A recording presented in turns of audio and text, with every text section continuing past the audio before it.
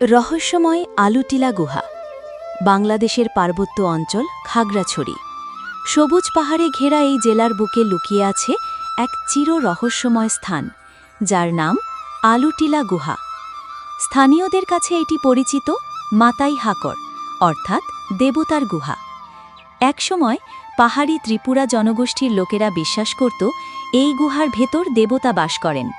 খাগড়াছড়ি শহর থেকে প্রায় 7 কিলোমিটার দূরে আলুটিলা পাহাড়ের বুক চিরে নামতে হয় প্রায় 266টি সিঁড়ি বেয়ে। সেই সিঁড়ির শেষে মুখ খুলে আছে অন্ধকার এক গুহা, যার ভেতর থেকে বেরিয়ে আসে ঠান্ডা বাতাস।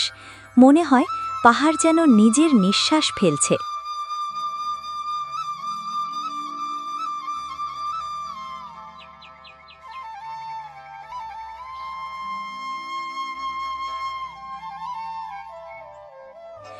গুহায় প্রবেশ করলেই আলো যেন হারিয়ে যায়।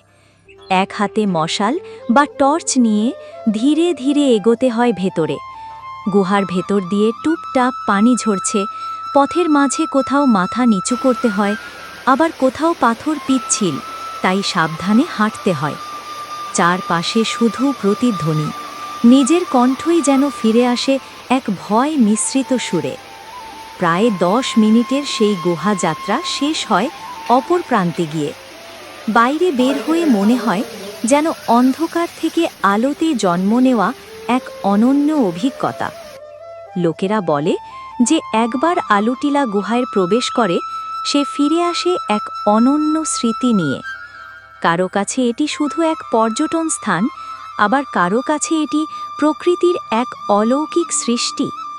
সবচেয়ে মজার বিষয় হল, গুহার বাইরে দাঁড়িয়ে পাহাড়ের চূড়া থেকে দেখা যায় পুরো খাগড়াছড়ি শহর, যেন সবুজ মেঘের মধ্যে ভেসে থাকা এক ছোট্ট স্বপ্নপুরী।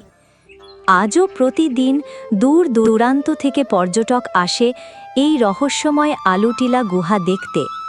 কেউ আসে সাহসের খোঁজে, কেউ আসে প্রকৃতির কোলে শান্তির আশায়, কিন্তু সবাই ফিরে যায় একই অনুভূতি নিয়ে। আলুটিলা গুহা শুধু একটি গুহা নয়, এ যেন পাহাড়ের হৃদয়ে লুকিয়ে থাকা এক জীবন্ত কিংবদন্তি।